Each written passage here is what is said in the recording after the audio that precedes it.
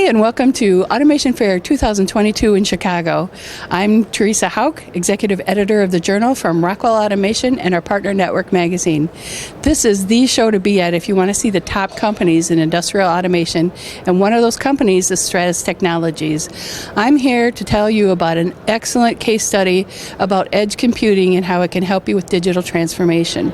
So I'm going to talk to these gentlemen, and you're going to learn a lot from this application. So let's start with you, Michael. Okay. Tell us about the QuarterNorth Energy project, just a brief overview. Teresa, I work for QuarterNorth Energy. It's an exploration and production company that operates in the Gulf of Mexico. We have a diverse asset base, including production facilities in deep water and shallow water.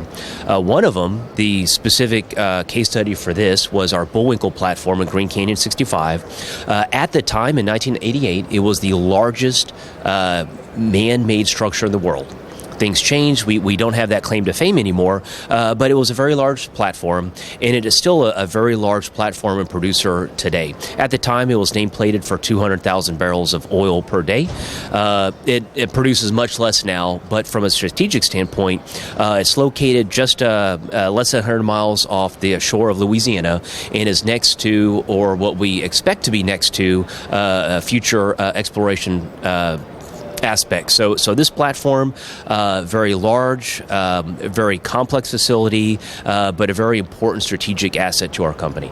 Can you give us just a few metrics to give us an idea of how large this thing is? Well, at the time, it was about 1,500 feet tall, 77,000 tons of steel, nameplated over 200,000 barrels per day. So from a production standpoint and from a size standpoint, this was the biggest as they come. Now, of course, that was 1988. That was over 30 years ago, so some things have changed. It is now no longer the largest, but it's still several production decks, a very large facility, 6 different production systems, not including the originally designed dry tree well bays on the platform. So very large system. That's amazing.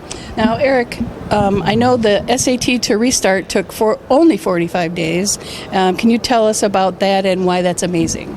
Yeah, so what we're talking about is we did a full control system migration, upgrade, swap out from a PLC 5 and a certain amount of HMIs to a full Rockwell ControlLogix PlantPAx solution with FactoryTalk HMIs. The 45-day window is important because we're talking 6,000 IO, full control system swap out, HMI, full network swap out with Ethernet and redundant networks. We're talking 120 plus remote IO panels. So in normal circumstances, this is something that would normally take 6 to 12 months. Maybe even longer. I mean, that's being very aggressive. We were able to do from stop to start of the facility again in 45 days, a lot of which was actually driven by construction. We could have even shaved 45 days to something smaller had that not happened. And can you tell us about Enginuity Global and what your role was in the project? Yeah, so Enginuity Global, we're an automation and controls company. We do automation controls, electrical engineering, and field services. And our role was to from design to implementation on execution of this overall control system upgrade.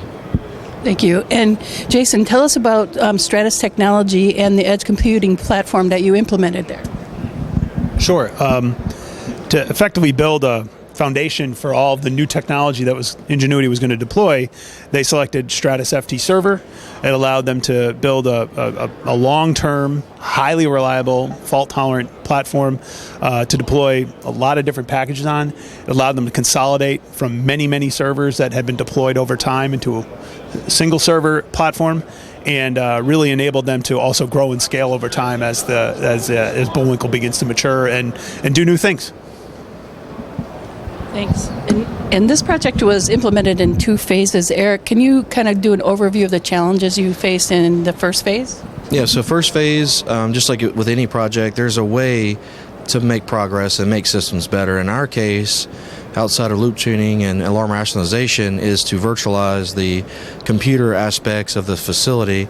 And we did so with utilizing ftServer as our main backbone and completely virtualizing every piece of computer equipment on the facility, thus allowing for us to be hardware independent and put that nuisance behind us. And Jason, can you talk about how the edge computing platform helped meet the challenges, what the user needed from that? Well, one of the big challenges they had was reliability. They had a lot of systems failing. That caused a lot of problems, potentially causing them unplanned downtime in some circumstances, which ultimately cost the facility money. The other piece of it was ultimately the idea of standardization. As we've mentioned, it's been owned by multiple people over time.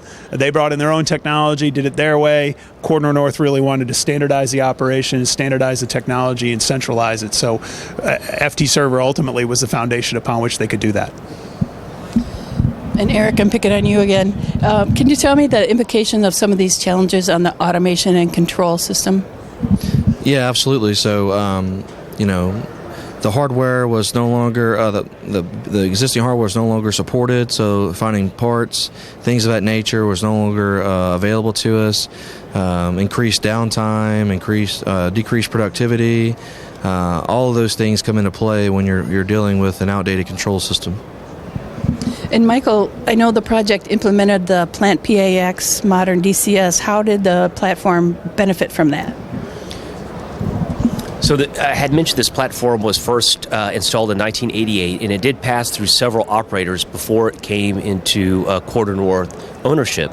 Each operator had a different philosophy. The way that the platform was designed before this project was for a decentralized operation philosophy where you would have multiple personnel, we call them operators because they operate the facility, actually roam the multiple production decks, inspect, operate, maintain, tweak, tune various pieces of equipment. Well, our operating philosophy is a centralized philosophy where we want the entire plant to have one person be able to monitor.